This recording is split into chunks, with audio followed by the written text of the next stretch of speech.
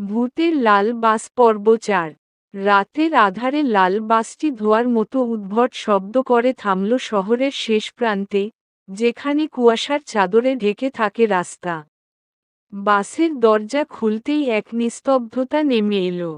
আজকের যাত্রী ছিল মাত্র জন, রিজু আর তন্ময়। রিজু ফিসফিস করে বলল, তন্ময়, আমরা কি ভুল করছি? এই বাসে ওঠার পর থেকেই কেমন একটা অদ্ভুত অনুভূতি হচ্ছে। তন্ময় হাসল, আরে ধুর, এসব কিছু না, এটা একটা মজার অ্যাডভেঞ্চার মাত্র। বাসের কন্ডাক্টর, যে একেবারে রক্তশূন্য ফ্যাকাশে চেহারার, তাদের দিকে তাকিয়ে বলল, ভাড়া দিয়েছ তো?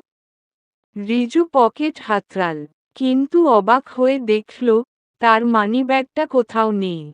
তন্ময়ও তার পকেটে হাত দিয়ে চমকে উঠল, সেও তার মানিব্যাগ পাচ্ছে না। তখনই বাসের সামনের আয়নাতে একটা ছায়া দেখা গেল। একটা কালো, অস্পষ্ট অবয়ব, চোখ দুটো আগুনের মতো জ্বলছে। তারপর কণ্ঠস্বর এল, তোমাদের ভাড়া আমার দরকার নেই। তোমরা এবার চিরকালের জন্য আমার বাসের যাত্রী। বাসের দরজা সজোরে বন্ধ হয়ে গেল। রিজু আর তন্ময় চিৎকার করতে চাইল, কিন্তু গলার স্বর বের হলো না। বাস চলতে শুরু করল, কিন্তু জানালার বাইরে আর কোনো রাস্তা দেখা যাচ্ছে না, চারপাশ কেবল ধোঁয়া আর অন্ধকার। হঠাৎ একটা বিকট আওয়াজ। বাসের ভিতর আলো ঝলসে উঠল এক মুহূর্তের জন্য। রিজু আর তন্ময় দেখল, তাদের চারপাশে বসে আছে অনেকগুলো ছায়ামূর্তি, তাদের চোখ গর্তের মতো ফাঁকা, হাতগুলো কঙ্কালের মতো।